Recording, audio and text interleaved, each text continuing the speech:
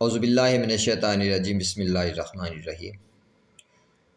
دوستو، آج کی ویڈیو میں کچھ ایسے حقائق آپ کے سامنے رکھنے جا رہا ہوں کہ جن کو دیکھ کے آپ کی روح بھی کانپ جائے گی، کیونکہ ہم بالکل ہی محتاط نہیں ہیں، ہمیں اس چیز کا اندازہ ہی نہیں ہے کہ ہماری ہر سوچ، ہمارا ہر کردار اپنے خدا کے سامنے ہے۔ سوچتے وقت ہم احتیاط نہیں کرتے کہ اپنے خدائے بزرگ و برتر کے سامنے کس طرح کی سوچ ہم نے اپنائی ہوئی ہے۔ کردار کے وقت بھی ہمارا یہ احساس نہیں ہوتا کہ ہم اپنے خدا کے سامنے ہیں۔ اس لیے اللہ تعالیٰ نے فرمایا ہے کہ اقترب للناس حسابہم وہم فی غفلۃ معرضون، انسان کا حساب کا وقت بھی قریب آن پہنچا ہے، وہم فی غفلۃ معرضون، اور وہ بھی غفلت میں منہ موڑے ہوئے ہے، یعنی اس کو احساس ہی نہیں ہے، ادراک ہی نہیں ہے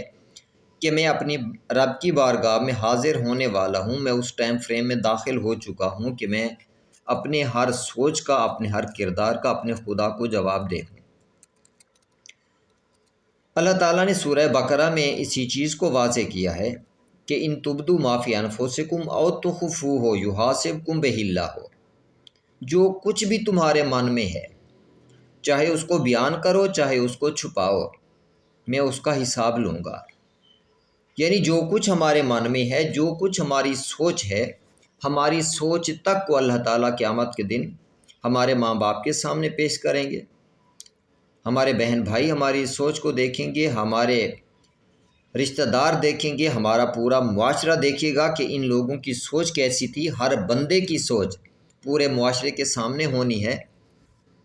اس وقت انسان کو احساس ہوگا کہ میں سوچتے وقت احساس کیوں نہ کرتا تھا کہ یہ سوچ تو میں نے اپنے خدا کے سامنے سوچی ہے، یہ کردار میں نے اپنے خدا کے سامنے اپنایا ہے، آج وہی چیز میرے سامنے پیش کر دی گئی ہے۔ تو اس لیے اپنی سوچوں کو پاکیزہ رکھیں۔ اللہ تعالیٰ نے اس شرمندگی سے بچنے کے لیے ایک طریقہ بتایا ہے کہ تم اپنے پروردگار کا ذکر کثرت سے کرتے رہا کرو،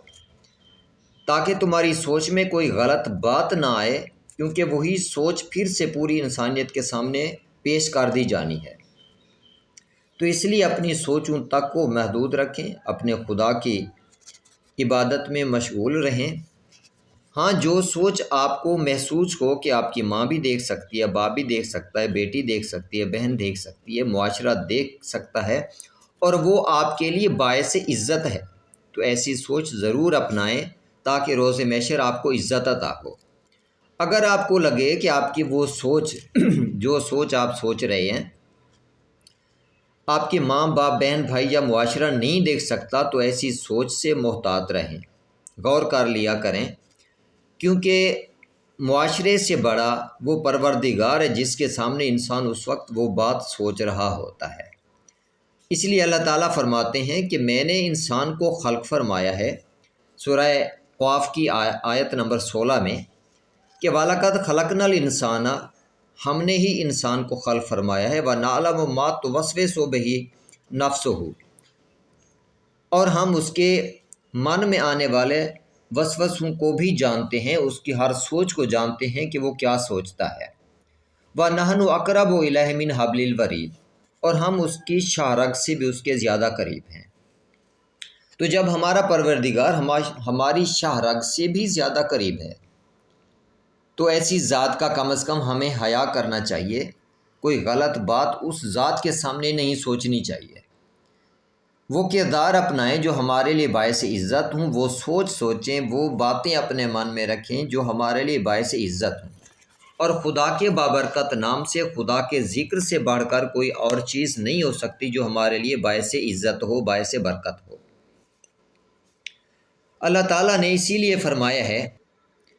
اللہ تعالیٰ نے سورہ اعراف کی آیت نمبر 7 میں بھی یہی فرمایا ہے کہ فَلَنَقُصَّنَّ عَلَيْهِمْ بِعِلْمٍ، ہم اپنے پورے علم و آگاہی کے ساتھ تمہاری زندگی کا سارا قصہ تمہیں دکھا دیں گے، تم جو کچھ بھی کرتے رہے ہو۔ اب دیکھیں اللہ تعالیٰ اپنے علم کے ساتھ کس طرح سے بیان فرمائیں گے۔ اللہ تعالیٰ نے زمین کو تو وحی کی ہے کہ تو نے انسان کی ویڈیو بنانی ہے، اور قیامت کے دن وہ میں ان کے سامنے پیش کر دوں گا۔ اب زمین کو ویڈیو بنانے کی صفت بھی اللہ تعالیٰ نے عطا کی اور ویڈیو دکھانے کی بھی صلاحیت عطا کی ہے۔ اب اسی صلاحیت کو سمجھتے ہوئے انسان نے کیمرہ ایجاد کر لیا اسی زمین سے۔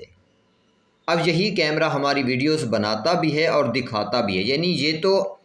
خدا نے زمین کو جو وحی کی ہے اور زمین میں یہ صلاحیت رکھ دی ہے کہ اتنی واضح اور کلیئر ویڈیوز بناتی ہے زمین اور ہمیں دکھاتی بھی ہے۔ تو خدا کا کیا علم ہوگا کہ خدا کی بنائی ہوئی ویڈیوز ہیں، خدا کے علم کے ذریعے جو چیز ہماری زندگی کی ہر سوچ، ہمارا ہر کردار ہمیں دکھایا جائے گا، وہ ان انسانی کیمروں سے بھی زیادہ واضح اور کلیئر ہوگا۔ اور ہم انسان کو بتا دیں گے کہ وما کنا غائبین، اے انسان ہم غائب تو نہ تھے، تو جو کچھ سوچ رہا تھا تو اپنے رب کے سامنے سوچ رہا تھا، تو جو کچھ کر رہا تھا اپنے رب کے سامنے کر رہا تھا، تیرا رب غائب تو نہ تھا، لیکن تو نے اپنے رب کا حیا نہیں کیا کہ میں اپنے خدا کے سامنے کیسی سوچ رہا ہوں، کیسا کردار اپنا رہا ہوں۔ تو اسی لیے اللہ تعالیٰ فرماتے ہیں میں نے تجھ سے تیری ہر ایک سوچ تک کا حساب لینا ہے۔ سورہ یونس ورس نمبر 61 میں بھی اللہ تعالیٰ نے یہی فرمایا ہے کہ دیکھ اے انسان، تو جس حال میں بھی ہوتا ہے، تو جو کچھ بھی کر رہا ہوتا ہے، تیرا پروردگار تجھے دیکھ رہا ہوتا ہے۔ یعنی یہ انسان کو بتایا گیا ہے کہ تو جو عمل بھی کر رہا ہوتا ہے، خبردار یہ ذہن میں رہے کہ تو اپنے خدا کے سامنے ہوتا ہے، تیرا رب تیری ہر سوچ کو بھی دیکھ رہا ہوتا ہے اور تیرے ہر کردار کو بھی دیکھ رہا ہوتا ہے۔ تو اس لیے اپنی سوچ اپنے کردار کو انتہائی پاکیزہ رکھو۔ سورہ مجادلہ ورس نمبر 6 میں بھی اللہ تعالیٰ نے انسان کے بارے میں بالکل واضح بات کی ہے کہ دیکھو جس دن میں تجھے اٹھاؤں گا، تیری ہر بات میں واضح طور پر سب کے سامنے پیش کر دوں گا۔ انسان تو اپنے کردار کو، اپنے اعمال کو بھول چکا ہے، لیکن اللہ اسے محفوظ کر رکھا ہے۔ یعنی اللہ تعالیٰ نے انسان کو بتایا ہے کہ تو اپنے اعمال کو، اپنی باتوں کو، اپنی سوچوں کو بھول جاتا ہے، لیکن تیرے رب نے تیری سوچوں کو بھی محفوظ کر رکھا ہے، تیرے کردار کو بھی محفوظ کر رکھا ہے، اور روز محشر میں وہ ساری کی ساری چیزیں سب کے سامنے پیش کر دوں گا کہ یہ دیکھو اس کی سوچ ایسی تھی، اس کا کردار ایسا تھا۔ اب یہ سارا کچھ کرنے کا مطلب یہی ہے اللہ تعالیٰ کا کہ عدل کرنا ہے اس ذات نے، قسط کے ترازو قائم کرنے ہیں۔ اب عدل کا مطلب یہی ہوتا ہے کہ جو انسان ہے اس کے ضمیر کو مطمئن کیا جائے۔ اسی لیے اللہ تعالیٰ انسان کے تمام تر سوچوں کو، انسان کے کردار کو ہر بندے کے سامنے پیش کریں گی کہ دیکھ دنیا میں تو ایسی باتیں سوچتا تھا، یہ تو نے سوچی اور یہ کردار تھا تیرا، اب تو خود ہی فیصلہ کر کہ تو صاحب عزت ہے یا ذلت کے لائق ہے،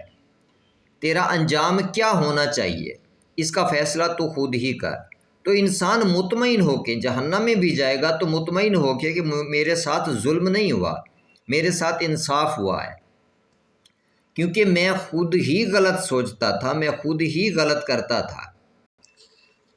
اور اللہ تعالیٰ نے سورہ انفال میں اس لیے فرمایا ہے کہ تم اپنے اللہ اور اس کے رسول کی آواز پر لبیک کہو، کس لیے؟ تاکہ تمہیں زندگی عطا ہو۔ اب زندگی عطا ہونے کا مطلب یہی ہے، انسان زندہ تبھی ہوتا ہے کہ جب عزت کے ساتھ زندگی گزار رہا ہو۔ اگر انسان کی زندگی میں ذلت ہے تو وہ موت سے بھی بدتر ہے۔ اور وہ ذات واضح طور پہ انسان کو آگاہ کرتی ہے کہ تیرا رب انسان اور اس کے دل کے درمیان حائل ہوتا ہے، یعنی انسان کو سوچ بعد میں آتی ہے اور پروردگار کو پہلے سے اس چیز کا علم ہوتا ہے۔ تو اسی لیے اللہ تعالیٰ نے واضح کیا ہے کہ میں نے انسان کے کردار کو واضح طور پہ اپنے مختلف طریقوں سے ریکارڈ بھی کیا ہے۔ اللہ تعالیٰ نے ہمارے دائیں اور بائیں کندھے پہ 2 فرشتے بھی بٹھا دیے ہیں جو ہماری ریکارڈنگ کر رہے ہیں۔ ہماری زمین جو ہے یہ خدا کا ایک کیمرہ ہے جو ہماری ہر بات کی ریکارڈنگ کر رہا ہے۔ اس کے علاوہ ہماری جلد نے بھی گواہی دینی ہے ہماری بصارتوں نے بھی گواہی دینی ہے، ہماری سماعتوں نے بھی گواہی دینی ہے، ہماری زبان نے بھی گواہی دینی ہے، ہمارے ہاتھوں نے بھی گواہی دینی ہے، ہمارے قدموں نے بھی گواہی دینی ہے کہ میرے پالنے والے اس نے ہمیں فلاں فلاں موقع پہ فلاں فلاں مقصد کے لیے استعمال کیا۔ اگر ان چیزوں کا استعمال مثبت جگہ پہ ہے، اللہ کی رضا کے لیے ہے، تو اجر پائیں گے۔ اگر ان چیزوں کا استعمال غلط راہ پہ ہے تو اس کی سزا ملے گی، اور سزا ہمیشہ کے لیے جہنم ہے، جس میں بار بار جلایا جائے گا۔ ایک بار جلد جل جائے گی تو دوبارہ اس کو نیا کر دیا جائے گا، تر و تازہ کر دیا جائے گا، تاکہ دوبارہ یہ جلے اور دوبارہ سے اس کو عذاب ہو۔ اگر نیک راہ پہ چلے تو پھر عزت کا مقام ہے، ہمیشہ کی جنت ہے، ہمیشہ کا امن ہے، ہمیشہ کی خواہشات کی تکمیل ہے۔ تو اس لیے اپنے من میں ایسی خواہشات کبھی بھی نہ لے کے آئیں کہ جن کو